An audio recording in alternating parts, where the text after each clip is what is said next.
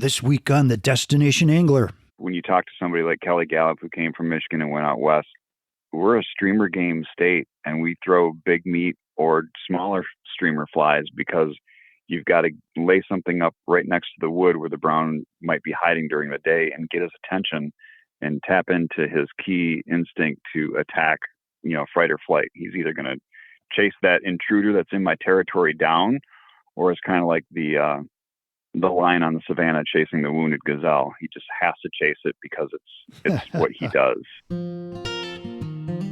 Welcome to the Destination Angler Podcast, the podcast for anglers who travel. And I'm your host, Steve Haig. We go right to the source, the local guides and experts, to build your knowledge of top fishing locations around North America. It's a big world out there. Now go and fish it. I'm going away for a while,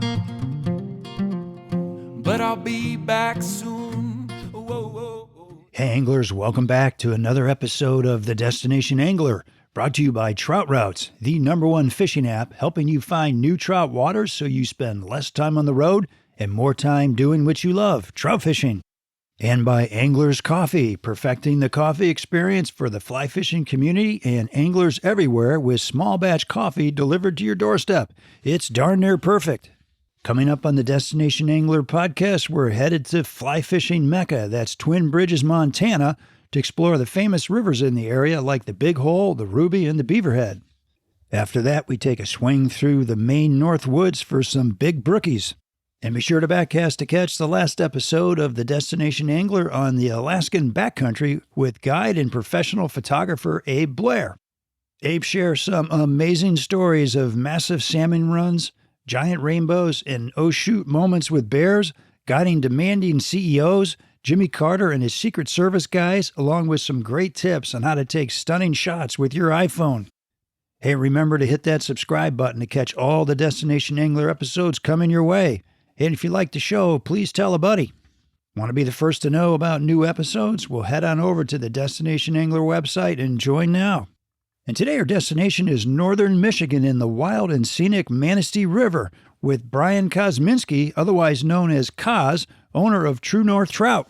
Nestled in the Huron-Manistee National Forest, the Manistee River flows over 200 miles where anglers can tangle with big browns, epic hatches, and superb salmon and steelhead runs. Originally from Grand Rapids, Koz has been fly fishing these rivers for over 30 years. At one time, he was tending bar and living on the streets until fly fishing saved him. Thank goodness, because now he runs his guiding business from Boyne City, which is ground zero for some of the finest trout fishing in the country. Koz gives us a rundown on the Manistee from top to bottom, along with other great rivers in the area such as the Black, the Pigeon, the Sturgeon, the Maple, the Boardman, and the Jordan. We also get into updates on dam removals, grayling restocking, the National Guard expansion, plus pointers on fishing the wood, as they call it up here, night fishing, and Koz's very funny appearance on Meat Eater's Dose boat. And stick around to the end for a moment with a magnificent tank of a brown that Koz first thought was a salmon. Well, let's get to it because this show is loaded. Hey, Koz, welcome to the show. Good evening. How are we doing? Man, I'm hanging in there. How about you? You guys getting some snow up there today, huh? Yeah, it's Michigan, and it's February, and we should be having lots of snow, and this has been one of those winters that we wish we had more snow so that the rivers would be in better shape next year. Yeah, right. But you guys have had snow, and it's melted. It's kind of been a warm winter then, huh? It's been a come and go. We get some snow for Christmas, so everything's pretty, and then it melted a week, 2 weeks later, and the ski slopes are struggling to keep up with making snow. Yeah, I'll bet they are. Oh my gosh. Well, all right. So this northern part of Michigan is really near and dear to my heart. I mean, I've done a lot of fishing up there. I'm excited to talk about these rivers that you make your living on.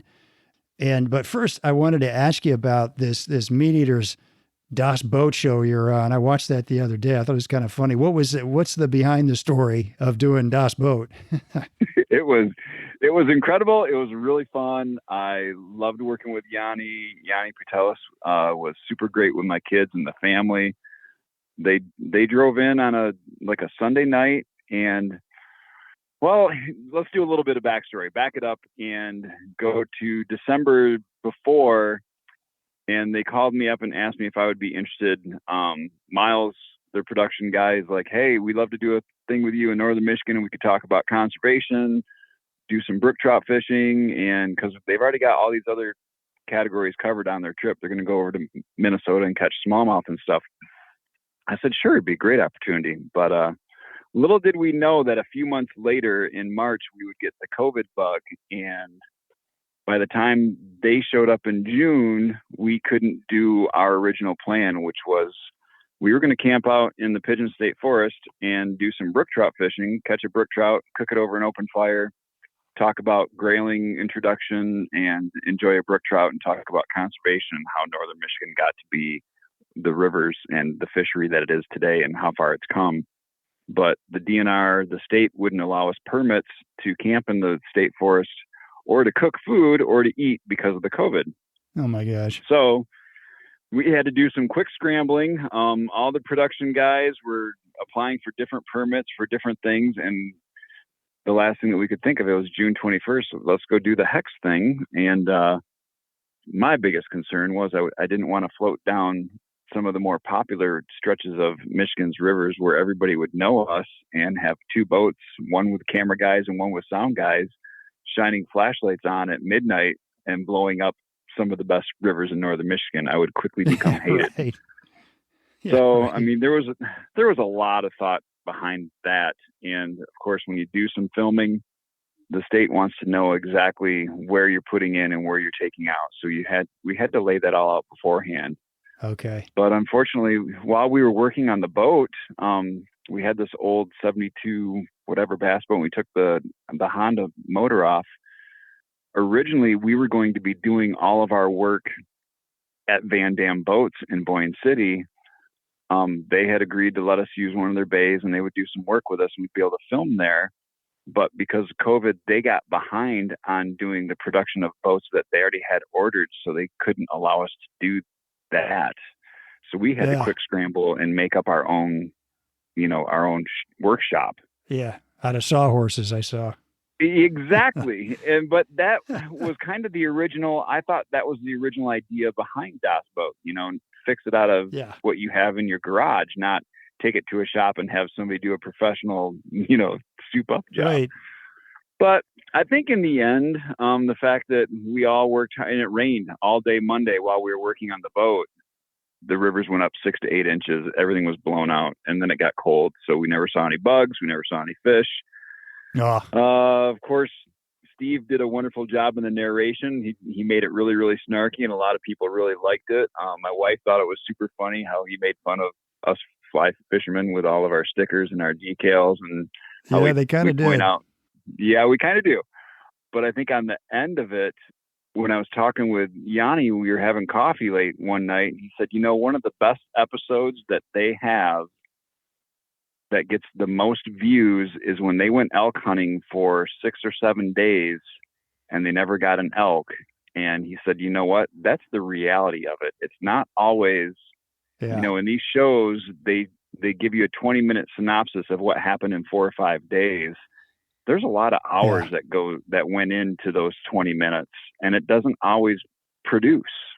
Right. You go back to, there's some bass anglers out there that you and I know that have certain guys that keep fish in the lake, and when they come by, they hook them on their line and they catch the biggest fish in the lake, right? I mean, it's all staged. And I think the best part was the fact that it was real. And that's what happens in fishing. Some days it happens. You just have to be there when it does happen. So it turned out good that we didn't bonk a fish on the head or a big brown and bring it home and cook it. Instead, we put the motor back on and we caught some smallmouth, which was really fun because to me, that was like being a kid again. We were catching smallmouth and it was a riot and it was fun. And I think it turned out better. Yeah, it was a good show. It was a lot of fun. They're always fun to watch. All right. So like I said, I've spent quite a bit of time up in this part of the state. And I mean, these rivers that you fish are just amazing. The Jordan, the Black, Sturgeon, Pigeon. Yeah. You can't count on two hands the number of quality trout fishing rivers that we have. And then you start talking about the intermediate rivers that connect the chain of lakes, like Crooked, Burt, Mullet. Yeah.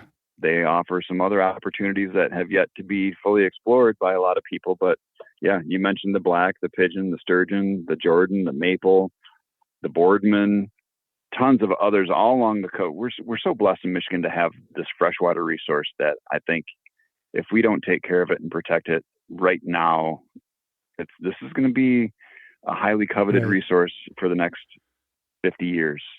I agree. And people don't realize. We're already seeing it. Exactly. Yeah. People don't realize how good the fishing is in Michigan, how much fishing there is up there. It's one of my top states. I can see my listeners by state, and Michigan folks are listening to this podcast like crazy. They love the outdoors up there. Let's double click on some of these rivers. Like, can you talk about some of these rivers that are your favorites? You know, like what makes, because they're all kind of different, right? They are all kind of different. And it's largely because when I do tours on the Jordan River, people don't realize as we're floating that we're floating north. And like, why? How are we going north? I'm like, well, the Gaylord Plateau, where Gaylord's the highest point in lower Michigan, and as the Wisconsin glaciers receded, they carved out the northern half of Lower Peninsula above the 45th parallel. That's why Traverse Bay, Torch Lake, Elk Lake, Skegamog, all those lakes are long and deep and very skinny because the glaciers carved that out. And that's why the rivers, most of them go north, because they're dumping into Lake Charlevoix or Burt or Mullet, where the rest of your rivers, your Muskegon, the PM, the Grand, the Manistee, the Asable, they're either going east or west because they dump into Lake Michigan or Lake Huron. Yeah. So our northern Michigan rivers, especially the ones like the Jordan, they have so much cedar trees and other hemlocks and other coverage, the larch, the tamaracks, and there's so many springs that are feeding in that they don't get a whole lot of direct sunlight. So the Jordan, I don't think hits 60 degrees in the middle of July. So it's always cold. Yep. And the Boyne is the same way. Boyne's got a lot of cedars, a lot of coverage, a lot of springs that feed and keep it cold.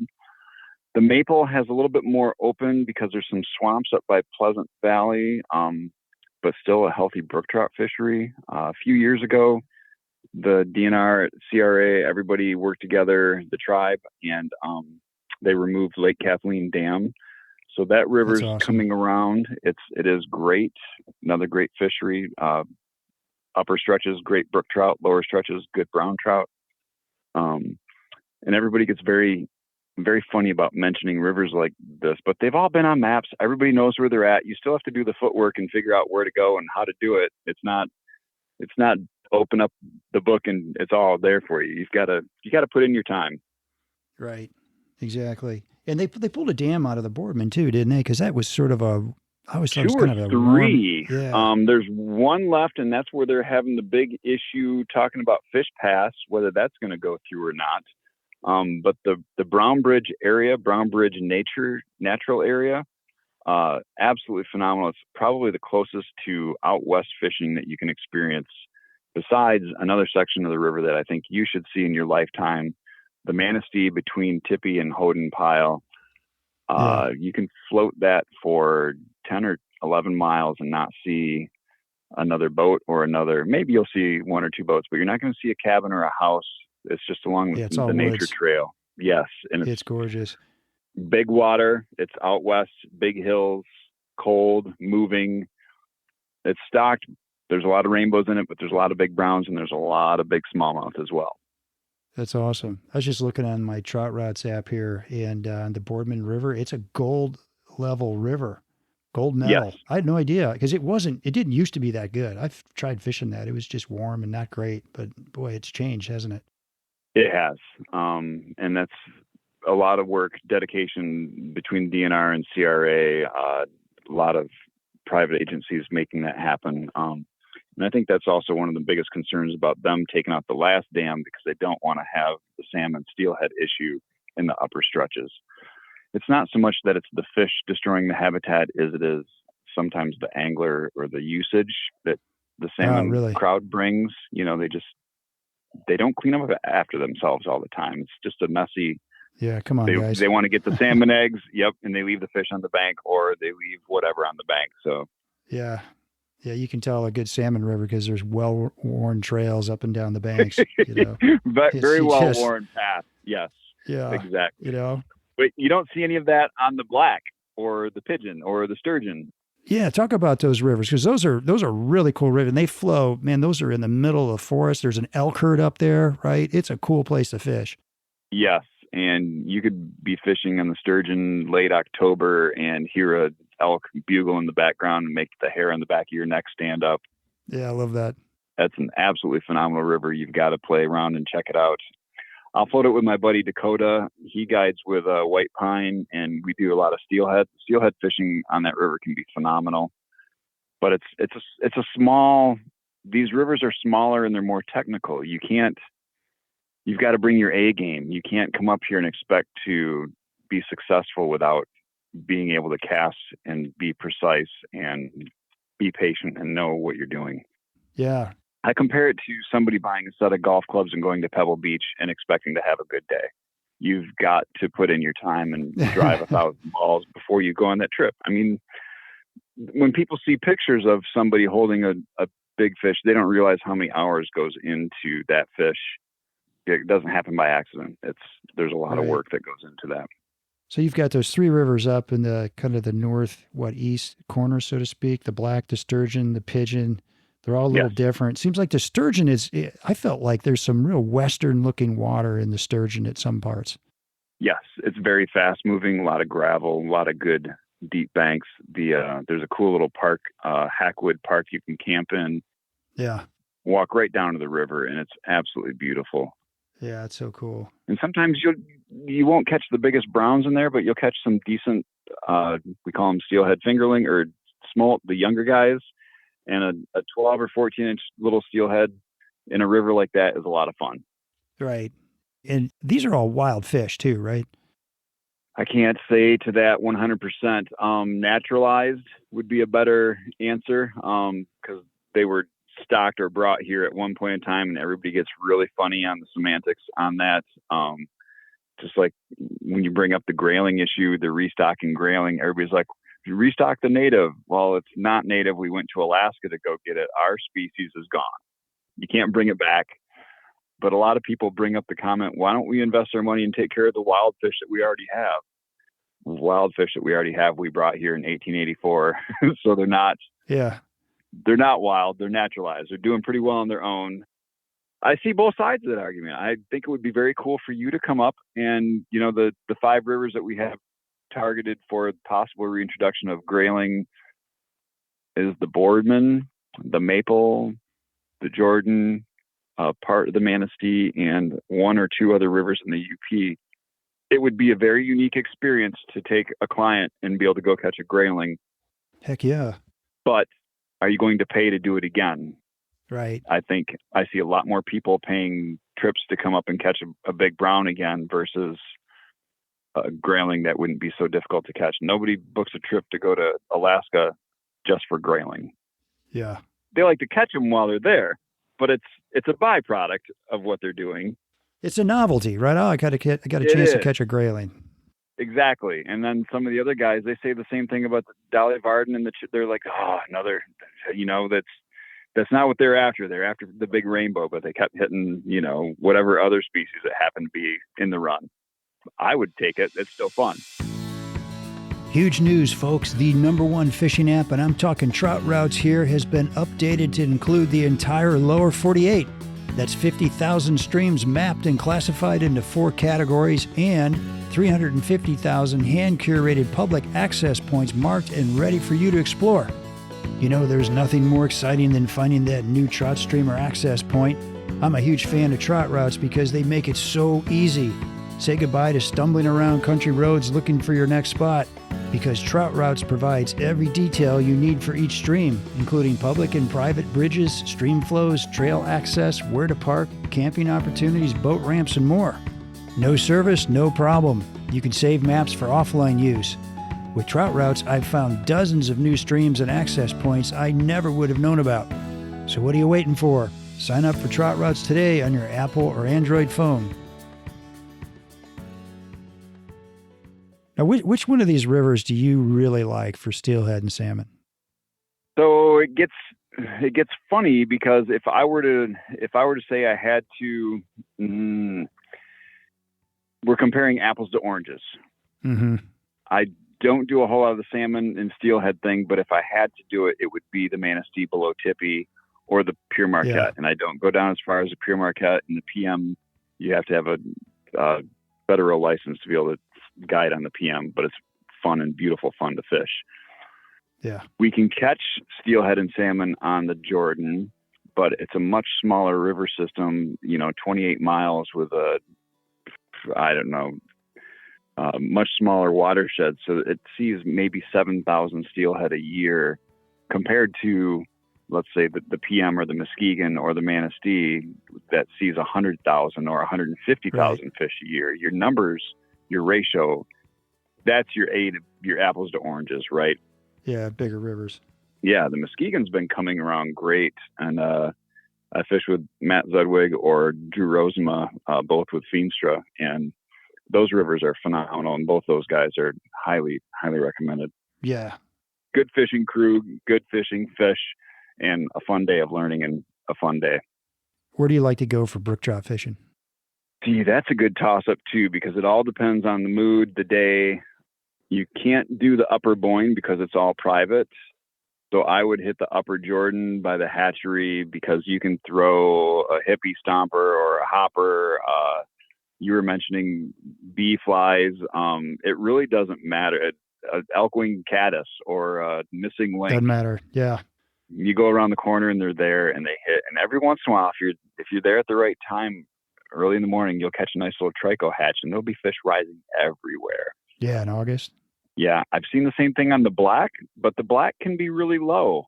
And the black can also get a little bit more pressure because everybody knows that's where they go for the best brook trout. But if you bust a little bit of brush and go in a little bit further than the other guy, your chances are better. Same thing with, the maple. If somebody else went down the maple before you should probably pack up your stuff and go back home because it gets spooked very easily. Yep, it's tight. And the deeper holes, you'll kick up a lot of muck. So you can tell these rivers are they're very fussy. So if you see fresh tire tracks in the 2-track, you should go further up or go further down. Yeah. What are the stream access laws in Michigan?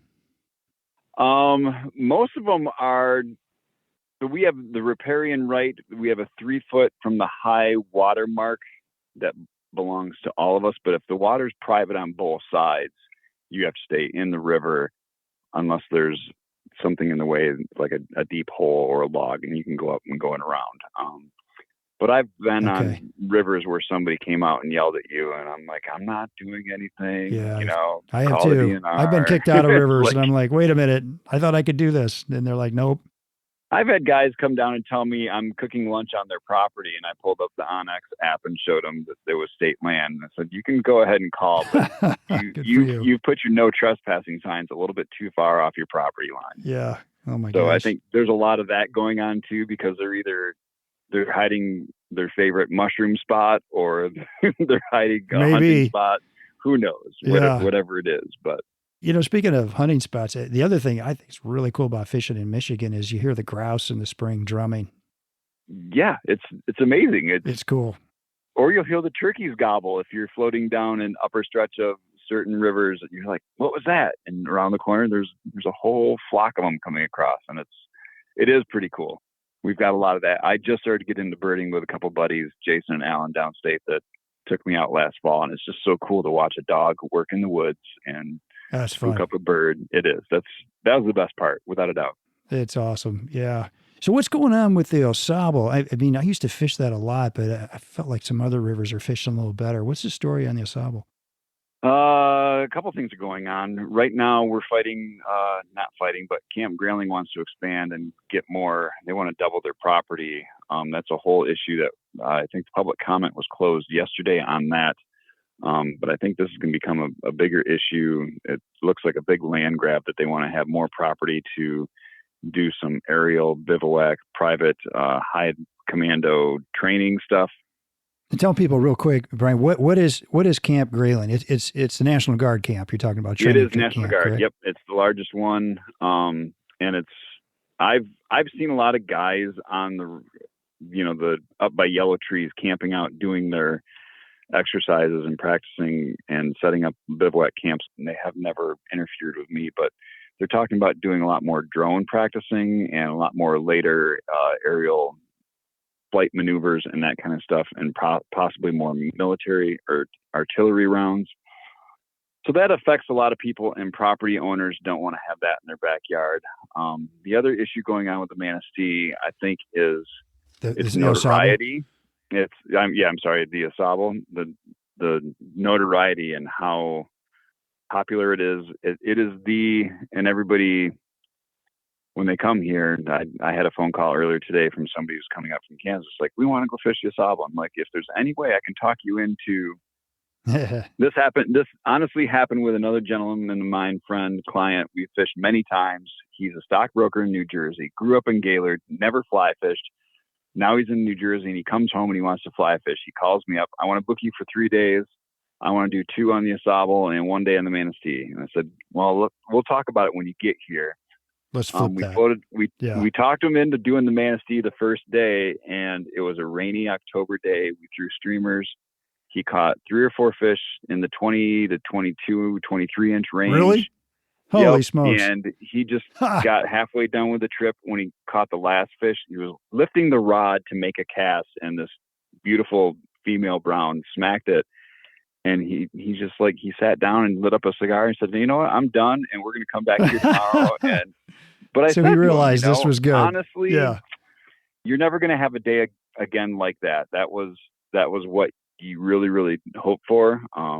But I think the Manistee versus the Asable, sister rivers, composition, sand, soil, macroinvertebrates, very similar, not exactly the same. I think the Asable is more stable in its flow. Yeah, but easier to wade. Yes, in the upper stretches because of the gravel. But it also has the holy waters where they're letting every fish go. I think healthy rivers need to have some fish need to be called and removed. Your larger 22 to 24 inch brown is doing nothing but taxing the system and utilizing the resources that river has to offer. And it's only eating your smaller browns or smaller rainbows, smaller brook trout, whatever is in the river. And they seem to be very skinny, snake head, like big head and skinny body. Whenever we get something on the Manistee, they're very well balanced fish. They just have nice color. They have nice full body. They don't look like, your little hatchery stocker fish with little stunted heads. But I think you can keep one fish over 18 inches in the brown trout area gives you a really good, because most guys, I'm not going to bring a fish home because I want to have a fish. I'll go to the fish market, right? Yeah. I can't kill an 18-inch trout. I just can't do it. No. A brook trout every once in a while, I'll eat one. Jerry Regan said it best. He's like, if you weren't supposed to eat brook trout, God wouldn't have made them taste so good. That's all there is to it. Made so many of them too, and easy to catch. Exactly. Yep. So there's a little bit of that. I don't know. We're going to see all these rivers are going to have to balance out. I know that a lot of the guides over there, they have a lot of pressure on them to produce, and there's a lot of guides over there that I know that are some of the best guides in the Midwest. They can catch a trout in a mud puddle, but they can't make miracles happen when you don't show up and know how to cast. Yeah. And if the fish aren't there, the fish aren't there. Yeah. Hey anglers, are you looking for a darn near perfect cup of coffee to start your day? Then do yourself a favor and check out anglerscoffee.com. That's right, Anglers Coffee is made by anglers for anglers, delivered to your doorstep, one batch at a time. They start with the very best coffee beans selected for their great flavor and responsible growing methods. Then each batch is roasted fresh daily. The result is a wide selection of roast styles that will satisfy the most discerning coffee lover. And now you can enjoy Angler's Coffee anywhere, anytime with the Dry Dropper single-serving coffee in a tea bag. Just add water. And this isn't your mother's instant coffee. It's a single serving of carefully dark-roasted, fresh ground and nitro-sealed coffee. A percentage of each sale goes to some great nonprofit organizations that directly impact the fly fishing community. So head on over to anglerscoffee.com to check out their great selection of coffee and the organizations they support. If you're not 100% satisfied, they'll give you your money back, no questions asked. That's Angler's Coffee. It's darn near perfect. All right, so let's shift gears. Let's talk about the Manistee, which is kind of the star of the show today, right? What in your mind really sets the Manistee apart? What makes it so special? I think the bug population, you can catch an ISO hatch that is remarkable. You can catch ISOs in some of the middle stretches that will last not just weeks. You can find it at 7 o'clock throughout if the temperature is right, for 2 months. The Drake hatch can be awesome. The hex hatch, hex thing has become the elusive. You never know if it's going to be this year or next year, if it's going to be the 21st or the 22nd, or did it warm up too July fast and it already or June? Happened? Yeah, exactly. Of June. We're talking June. Yeah, it's June here, late June, early July. Is that right for hex? Usually about the 21st of June is, if you had to put a target date, the longest day of the year, the warmest, that's going to be your start of the hatch. That's hex. Okay. But some of our other rivers, like the Jordan, we can see that hatch it can move upstream and last into the middle of July. That's cool. That's why a lot of the guides from the other side of the state, they progressively follow the hatch. They'll go from, the Pure Marquette up to Manistee or the Asable and further north and follow the bugs, which is fun. And people should know this is a nighttime hatch, right? This isn't like 3 o'clock in the afternoon stuff. This is correct. This happens at 10:25, 10:30, and will happen for about 40 minutes, and then there's a lull, and then it happens again. You're getting the spinner fall. You can fish that all night long if you want to and keep chasing it, or you can throw in a mouse and see if a mouse does it for you. And these are big flies. Yeah, right? They're big. We're using a 6 or 8 3XL long hook. We're tying some big bugs. I'll send you some bug pictures for what hex look like. Yeah, okay. The other part that makes the Manistee so good, I think, is its crustacean population. I think there's so many big crayfish in there that there's a lot of browns in there that probably feed exclusively on big crawdads. On crawdads, wow. Yes. My daughter and I will go down and we'll just move a couple rocks around and we'll catch 20 to 30 of them. And I had one, I put it across the brim of my baseball cap, and it almost stretched from tail to claw almost across the brim of my hat. So it was a 5 to 6 inch long crayfish. And I know some guys that will put on a mask and fins in the middle of summer and dive down and get a whole bunch of them and have a crawfish boil. Yeah. Okay. In Michigan. That's awesome. It's a different approach, but why not? They're in there, and there's plenty of them. I think there's a lot more there's a better mix of feeder fish, whether it's the darters or the dace or the chubs. There's a lot of food available for trout in the Manistee. Okay. What else about the Manistee? I mean, we talked about, it's, these rivers in Michigan have sandy bottoms for the most part and a lot of wood in them, right? So that's really different than what you're going to get when you go out west in most places. And how does that sort of affect the style of fishing that you're doing? Well, it definitely cuts back on your Euro nymphing game. You can nymph, and nymphing can be very effective. I just got done tying up a whole bunch of Prince nymphs and Pat's rubber legs because they'll still work. There's tons of stoneflies. There's huge Terra narcissus and yellow perlades. But you've got to know where you can do that. And it might only be a 20 or 30 yard stretch, but it can be very effective in that 20 to 30 yard.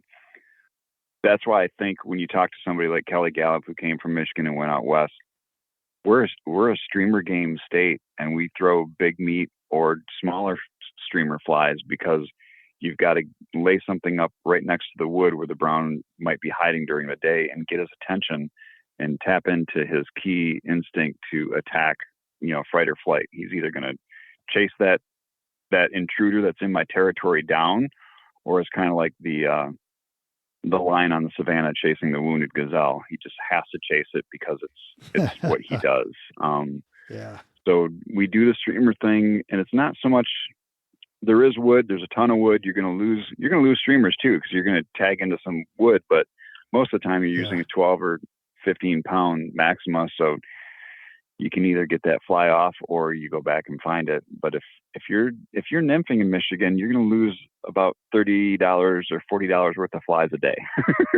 Yeah, it's hard, man. I mean, maybe a short dropper, float that over some logs, maybe, sure, but you might be better off. I've done that too, and I've done, go with the lighter tippet from the lead fly to the second fly. I'll use like a Duracell jig and a Rainbow Warrior or whatever, and make that second fly, put it down there with 6X, and hopefully that one bugs off. But that lead fly usually gets hooked up and you lose them both. So you're not just losing one $3 fly. You just lost 2 flies at $6 and time to go back to the vise. So that's why a lot of your guides that you talk to, especially on the Muskegon, they have a lot of their guide flies. They can tie them up. They'll go home and they'll knock out 20 or 30 flies in an hour or so, because they work, they're effective, and they're pretty efficient at what they do. Exactly. So what's the technique with all this wood in there? So let's say I'm streamer fishing. I'm going downstream? There's 2 or 3 different schools of thought on that. So if you're a minnow or a small bait fish and you were scared by something, do you fight the current and go upstream, or do you go with the current and go down? I don't know if a fish really thinks about this that much, or if it's instinct, and it all depends on where the structure is in the water and how you can work your fly to make it look as natural as possible. I think the key thing is making that fly move as much as it possibly can with as much erratic. Why does a Rapella work? If I had to feed my family, why would I choose a Rapella? Because that thing, or a Husky Jerk, when it's going through the water, it jiggles 2 or 3 times to the right and once to the left and once to the right and back to the left 3 times. It is not a consistent, the guy who's just stripping back 1, 2, 3. Very stripped then. Yep. Morse code it. Use the rod to your advantage. You got this 9-foot tool in your hand. Use the rod while you're stripping the fly. Now you're giving that fly a lot more motion. You can never strip a fly faster than a fish can strike. Everybody's like, am I going too fast? No. When a trout wants to get something, it can move in bursts up to 22 miles an hour. A fish can move. It can stop on a dime, turn around. There's a lot of underwater video by Ozzy Ozovich called The Underwater World of Trout. And I've got all the DVDs, but I think you can find them on YouTube now. It's just amazing. He put his camera down and just watched how fish can hold in water in moving current without doing anything, and just stop and turn on a dime and go the other direction. And a lot of times fish are looking in the opposite direction that we're not aware of, because there's reverse hydrocurrents under, the rivers are going different ways underwater because rocks and logs change that current and make reverse hydraulics go the other way. So the fish is actually sometimes looking downstream, not always looking upstream. Great point. So when you're streamer fishing and you throw the fly in there, I like to give it a 1, 2, 3 second count, just depending on how much depth you have. And you can either mend it upstream so that you're getting that fly to go down a little bit more, or give it a good downstream mend so that fly is going to skate along the bank downstream while you're drifting. Down. Yeah. It all depends on how you're moving with the water in the boat. And every 50 feet of water is different. You know what I mean? There's different structure. There's different logs. Fish lay up and stuff different. There could be a nice riffle zone and then it drops out afterwards. Sometimes you need to put your fly up in front of that log and then pile cast some extra line in there so that fly can get down and do that drift in front of that log jam or that root wad, wherever that fish might be hanging out. Explain that pile cast, just so people understand what that is. So when you're extending your forward cast, you want to cut it short and wiggle the rod at the same time so that you have a little bit of extra line as that fly. Basically, you're short striking yourself so that your fly doesn't make its full intended distance. You're actually stopping it, let's say 80% of the distance that you would have gone, so that you would have an S-shaped line in your line landing with your fly, so Some that can, yeah, because you're using a sinking line, whether it's a sink tip, full sink, or an intermediate sink line. We like to use the Hover 2.4 or the Sink 2.4 sonar series from Scientific Anglers, the Titan taper, so that it's got enough weight in the head to pull over a big fly, whether you're throwing a drunken disorderly or a circus peanut or a whatever fly. You need something that's got the mass to be able to pick up that fly and throw it, because you're doing a lot of roll casts all day long. If there's one tool that you could bring to Michigan when you're fishing, be good at the roll cast. I had a father-son trip years ago, and they sat down in the boat. They were from South Carolina or Pennsylvania. I don't recall which, but I just recall that they had, the one was a psychologist, and their accent was very Southern. So they're very slow and very deliberate in their speech. So it was just funny to watch them cast, because they sat in their seat all day long and they roll casted all day long, and they caught fish because they never stood up and they were rolling every cast, and the fly, they were very good at executing a really good cast right where they wanted to, without standing up, without casting a shadow, without rocking the boat. And it was amazing to watch that happen. That's cool. Okay. I also have a couple of other regular clients, husband and wife, that fish around the world. They do Alaska and Patagonia and Chile and all that. And every time they go, one of them, usually Janet, catches the biggest fish of the day. But what I notice about John and Janet is they never waste a cast.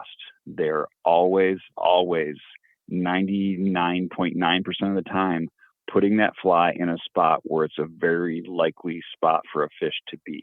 Yeah. And I think that is super key. And that can change from season to season. From winter to summer, when we were doing a winter trip a couple weeks ago, Kevin was in the boat, and Kevin was putting the fly on the opposite side of the river where it was slowest, where there was nothing going on. And that's where we caught all of our fish. Really? Well, that's weird. You mean the opposite side, like not the deep side, the slow side, the skinny water? What? Sometimes why in were they over there? water where it's slow, I don't know if it's a temperature issue or they're conserving energy because it's wintertime. But I also think that it's easier for them to ambush a crayfish or a smaller minnow that goes astray. If they're in the current and they're sitting and they're working hard all the time, a fish doesn't have the opportunity to go to Burger King and get a Whopper with cheese. Everything that the fish does, they have to conserve and utilize their energy. They can't be wasteful because they need more calories. Their intake has to be better than how much energy they exert to go get their food or anything in life. That's why we argue about the hatchery stockers versus the native / wild fish. We don't want to dump a whole bunch of fish in the river that are dumb. They're just going to eat up everything, and then nothing's there and they don't survive. Yeah. Talk to me, backtrack for a minute here on like where you're placing your cast when you're fishing in and around the wood. Try to aim for, there's a lot of guys that would say a lot of different things. But the sweet spot is the V. If there's a V where a log is laying, where it's adjacent to the bank, connected to the bank, or another log, aim for that V. That little soft spot offers a little cushion pocket for a fish to be. That exact same situation that we're talking about, where a fish can be resting and not using a whole lot of energy, but can still get out and ambush quickly and easily. That's the V that you're looking for. You want to hit that target and lay a fly up in there, let that sink down 2 or 3 seconds, and then start stripping, because there's going to be a fish in that general 2 to 3 foot zone. And you're talking about the V behind a log. The V behind a log. Is that what you're saying? Well, wherever that log is connecting with another structure, if it's another log or whether it's the bank, that is the V formation. It can be a big wide obtuse V or a close, small, acute angle, but that's your sweet spot. It's almost like if you could make an arrow out of it, that's exactly what you want to hit. But it goes right back to that fish is going to hit, because that's where he can rest. Water temperature plays a critical role too, as to how far a fish is going to go to chase your fly. And sometimes that gets thrown out of whack too, because coming up in the spring, when we go out in March and April, water's going to be high, and it's actually going to be colder than what you think it is, because when the snow is melting, it's like the ice cube in your iced tea melting. Your iced tea gets colder because the snow is melting. So the river's going to get colder, even though it's moving and we think it's getting warmer. It's not. The snow's melting, making it colder. But fish will sometimes dart across the river and chase down a fly. It depends on how hungry they are and how aggressive. You know, it's different in the fall when a lot of browns are getting ready to pre-spawn or post-spawn, and they need to either get food for the winter or they're protecting their territory. There's nothing like watching a big fish come out of nowhere and slash at a fly. That's fun. Oh man, you just feel that thump. Oh, and even if you don't get the thump and you just see the big flash come up and that's realize, fun. Holy cow, that was a big fish. Yeah. That was a nice one. You know, you want to come back the next day. I found like most of the fishing I've done in this part has not been from a boat. It's been through water that I can wade.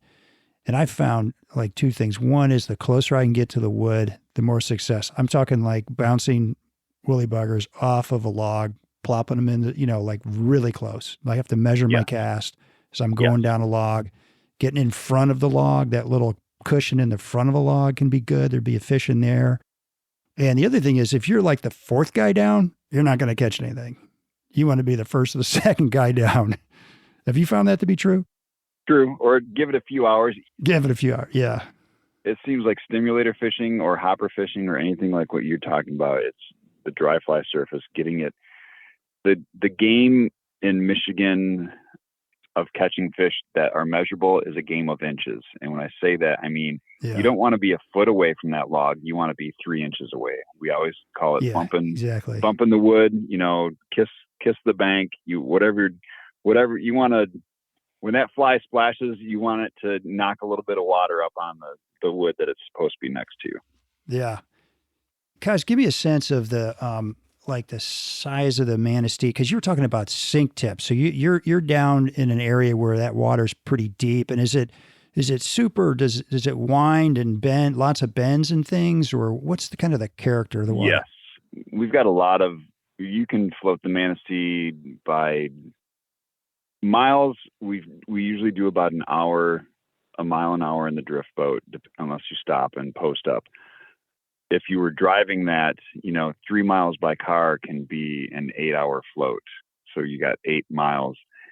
The Manistee snakes back on itself so much that if you have another buddy in another boat behind you, you can be a bend or two ahead of them and look through the woods and see your buddy behind you. It's that windy, it's that amazing, and it has so much wood on all those banks in the inside bends. And that's what makes it magical, because that's where there's so many big fish. And the other telemetry issue with browns and their territory, they've done studies where larger fish don't generally move more than 25 yards their whole life. Some people say they move a lot more, but whenever you catch a big fish, that is a spot where it is a big fish spot, and it provides the 3 things that fish needs. Whether that fish is dead or gone, there's going to be a big fish there that resides, and you should always pay attention to those spots every time you go down the river. Yeah, give them special attention. Yes. Listen to your guide when your guide says there's a big fish around the corner. Listen to your guide. All right, I want to talk about night fishing, because that's the other thing that Michigan, maybe other places too, but for sure Michigan is known for, right? Because you've got hex hatch at night, you've got mousing at night. Talk to me about night fishing. Yes, and you get to avoid the aluminum hatch during the day and the Hypalon hatch during the day.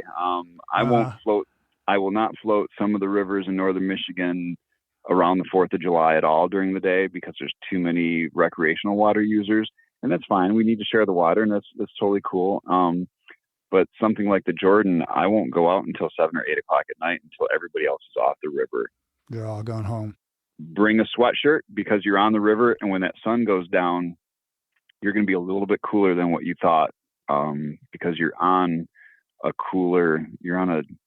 an air-conditioned conveyor belt all night long. And it does get cool at night. Yeah, it does. And those trees hold in that coolness.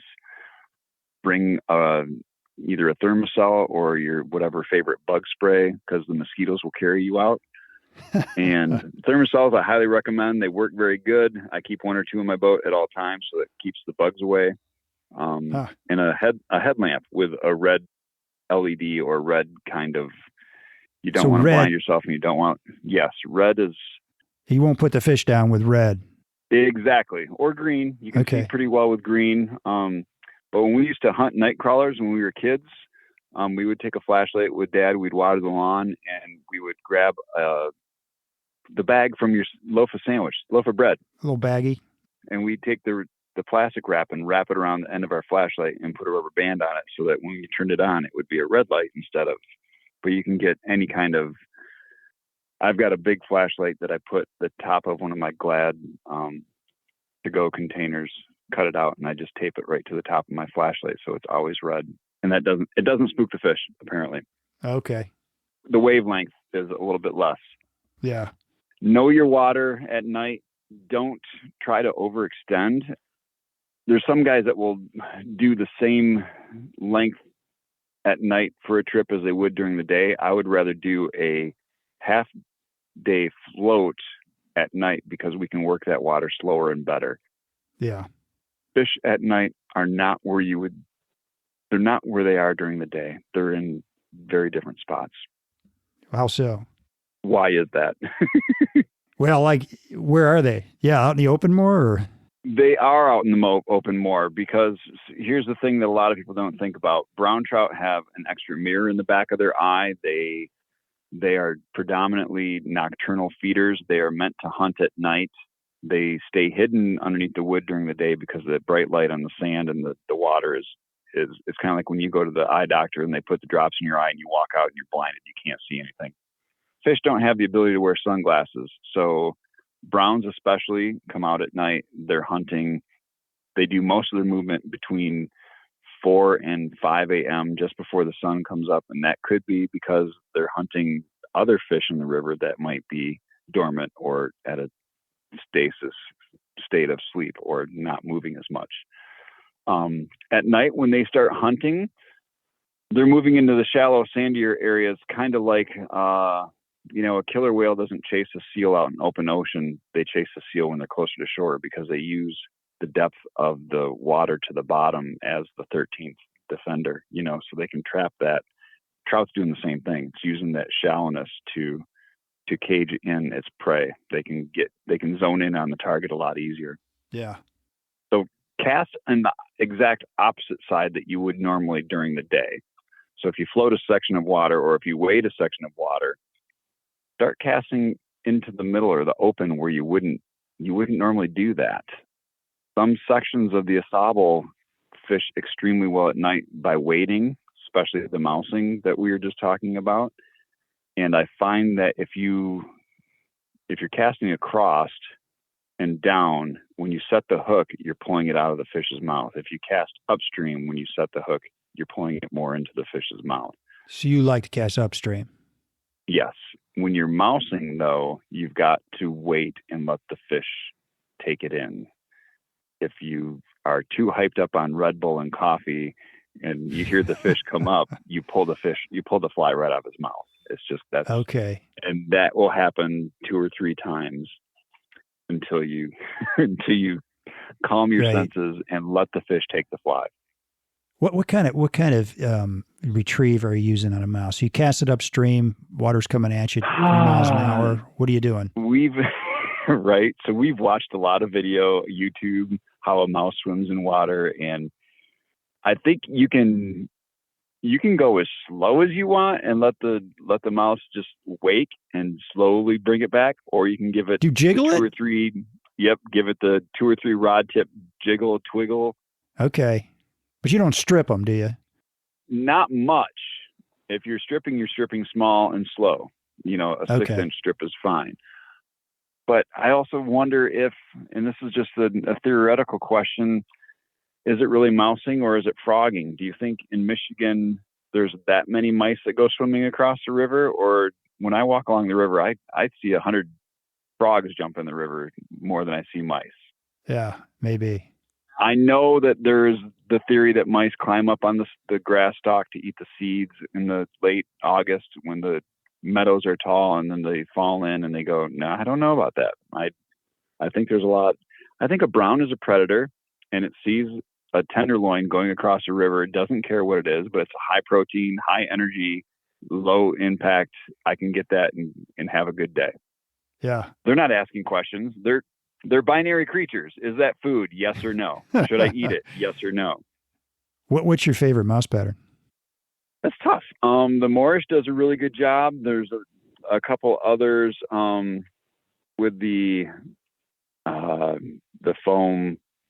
There's a whole bunch that are like they're plated foam, and then there's a little bit of rabbit underneath.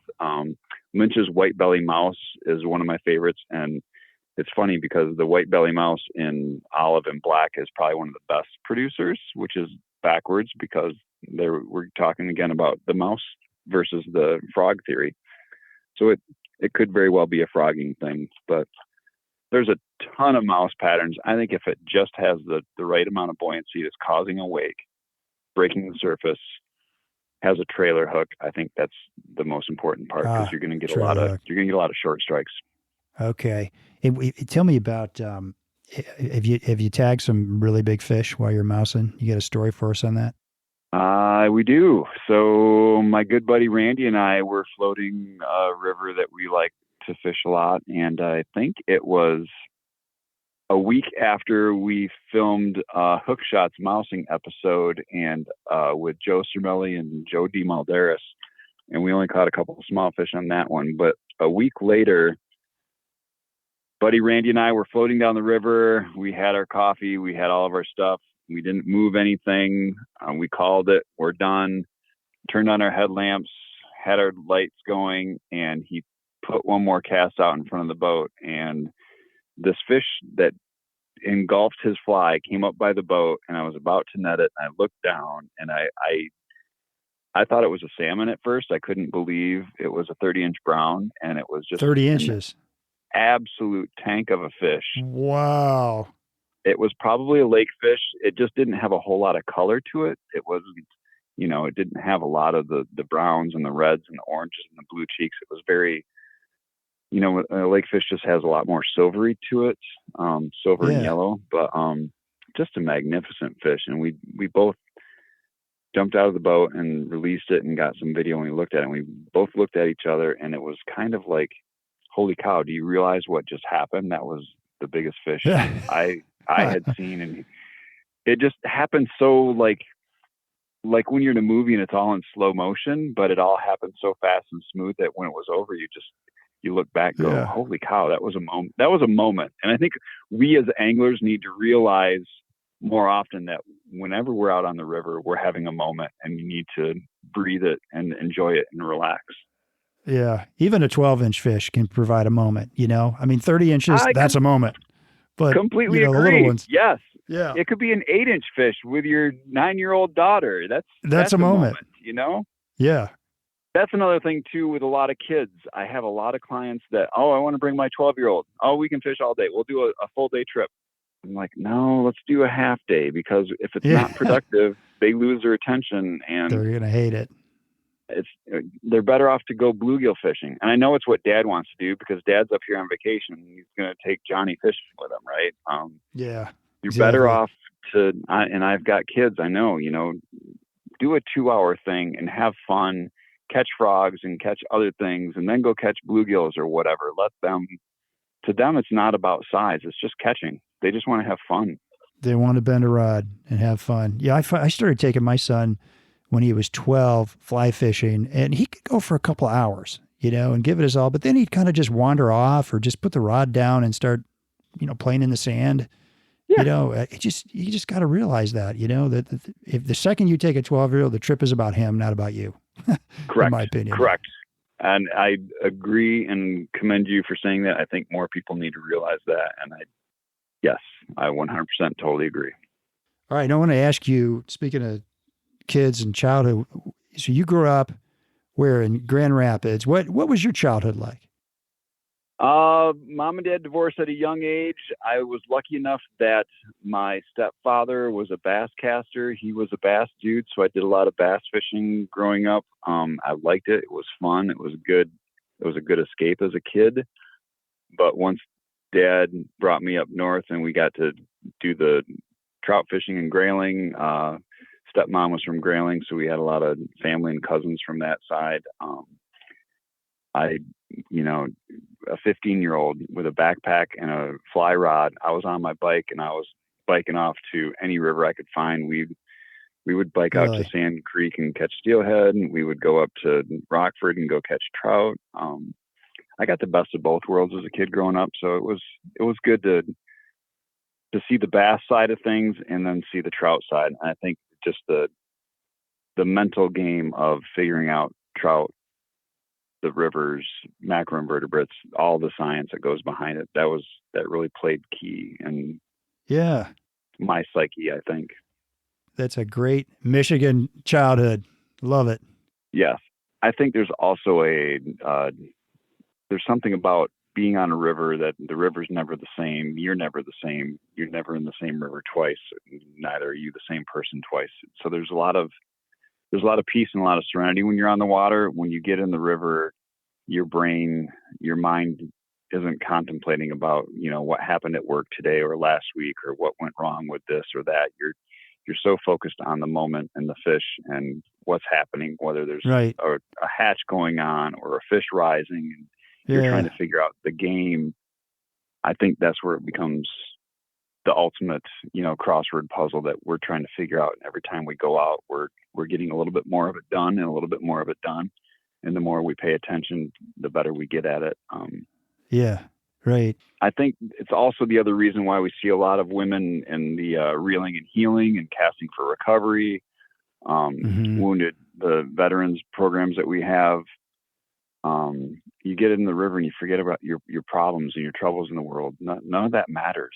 What matters is what we just talked about a minute ago, is the moment that you're in right there. So I think agree. that applies to everything that we do.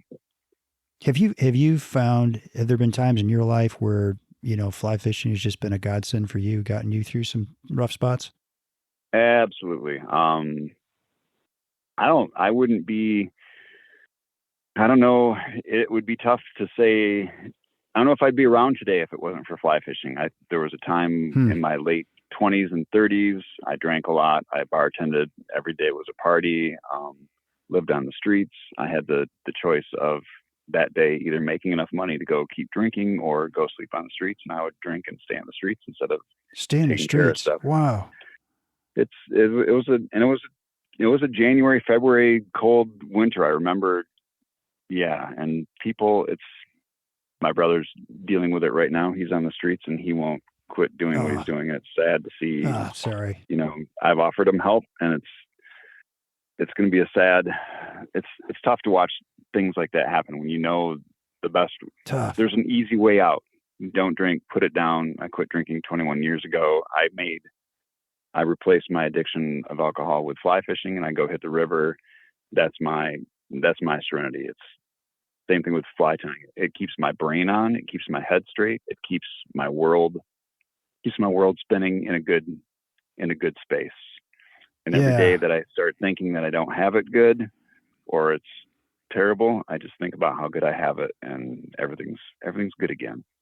Yeah, it's good for you, Koz. Man, that's so cool. I'm so glad that you got out of that spiral and into this. The world's a better place. We need Koz out there, fly fishing for us all, right? Yeah. You live in a beautiful spot. I've been to Boyne City many times, and it's a vacation spot in the summertime. I don't know what it's like in the wintertime, probably pretty cold, but right on Lake Charlevoix, that's gorgeous up there. It's still a vacation spot. Everybody comes up here in the wintertime to go skiing too. Right. Yeah. Boyne Mountain's right there for skiing. And yeah. Oh my gosh. It's God's country. We're definitely in the middle of God's world up here. Yeah.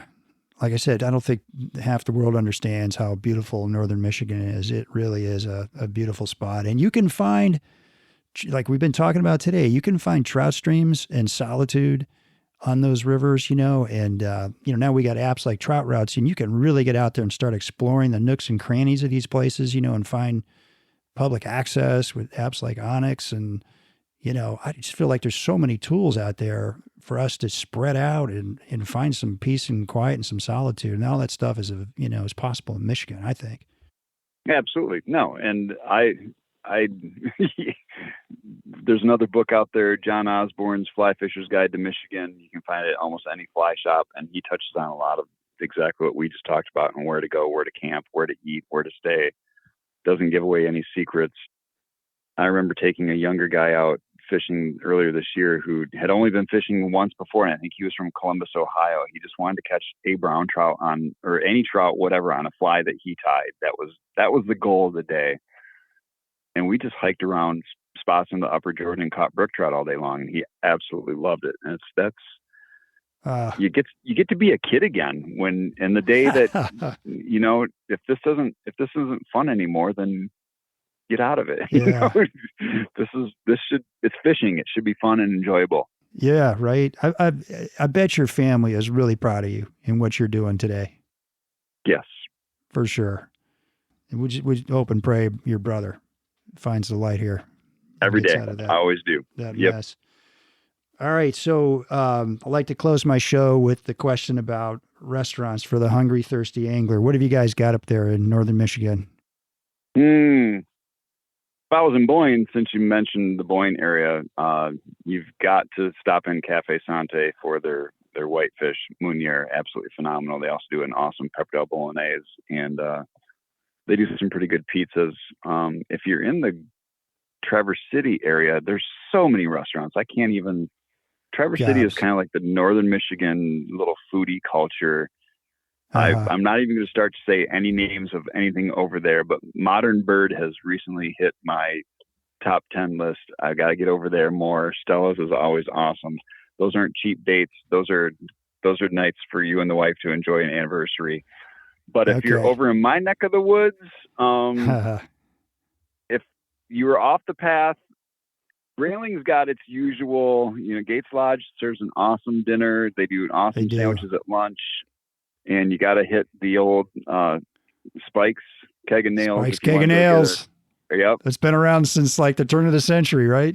I love their patty melt, but I found out I have gluten sensitivity, so I'm not doing that as much anymore. But there's a little bar on 72 by Bear Lake called Dingman's. Check it out. They've got a great menu. They have a decent bar. There's nothing between Grayling and Kalkaska but Dingman's, and they do a phenomenal job. We like the Red Mesa Grill in Boyne City too. That Mexican Red Mesa's restaurant. good. I know everybody that works there. That's a good crew. You have to like your cilantro. Some people are very sensitive to cilantro. You do. It's Mexican food, man. You're gonna get it. Yep, but that's the heads up. Some people aren't. They're sensitive to that. All right, and one more question. What's your favorite shore lunch to cook up for folks? Ooh, I really generally try to stay away and avoid steaks or that, but it's really nice every once in a while. I had a client bring a backstrap from an elk that they got from out west. I'll be right over. They grilled that up. Oh, it was phenomenal. They did a great job on it. We had asparagus. That does it. But I've got another buddy who does like a scallop cheesy potatoes that we wrap up. And I've got a couple of clients that love the brats that we do, because no matter what you have when you're on the river, everything tastes better. Right. Your sense of smell, your sense of taste, you're paying attention to everything better. And I think you're just slowing down. You're actually tasting instead of filling your face and going on to your next project. So, I mean, what could be better? You're fishing, you're in the wilderness, you're sitting there taking a break alongside a beautiful river, and you're eating some food that, cooked on a grill right out there in the wilds. What can be better? Exactly. I every once in a while, I have some clients that are vegetarian, so I will make a black bean, sweet potato, pepper jack cheese quesadilla, and we'll grill that up out there, and that's a phenomenal, quick, easy, because I can pre-make it, wrap it up, and warm it up on the river, and it's a pretty good. I like that. It's pretty filling. You don't realize that it's vegetarian. I like it. All right, great. Koz, thanks for being on the show. It's been great talking to you. My pleasure talking to you tonight. I thank you very much for your time. I thank you for all the work that you do and spreading the joy and the love of the fly world across the nation. Yeah. The fly fishing gospel. You're going to hear it right here. That's what we like. Yeah. I hope we can fish someday. Yeah, me too. Yeah, I'd love to. So how can people get in touch with you? The usual social media channels. I've got a Facebook page, a YouTube page under True North Trout, Instagram as well. Or you can go to my truenorthtrout.com homepage, and I've got a couple other buddies. If I'm busy, I can hook you up with Sam, Bear, or Dakota. We do some large groups every once in a while, so all of us have teamed up together to provide an excellent experience on the river. Nice. That's fantastic. Well, I wish you extraordinary success in all your adventures to follow, folks, and thanks for listening. We'll be sure to post Koz's. He sent me a bunch of really fantastic pictures of these rivers. We'll put those out in the Destination Angler show notes on our website, and pictures of his top fly picks out on Facebook and Instagram. As always, you can DM me or email me at shaig50@gmail.com. And if you like the show, hey, please share it with a buddy. That's how we grow the show. As always, our music is by our Brothers Fountain. Hope you enjoyed the show, and we will see you again soon. Tight lines, everybody. Well, I'll go from the land to the shining sea. But I know there's more to life than what the eye can see.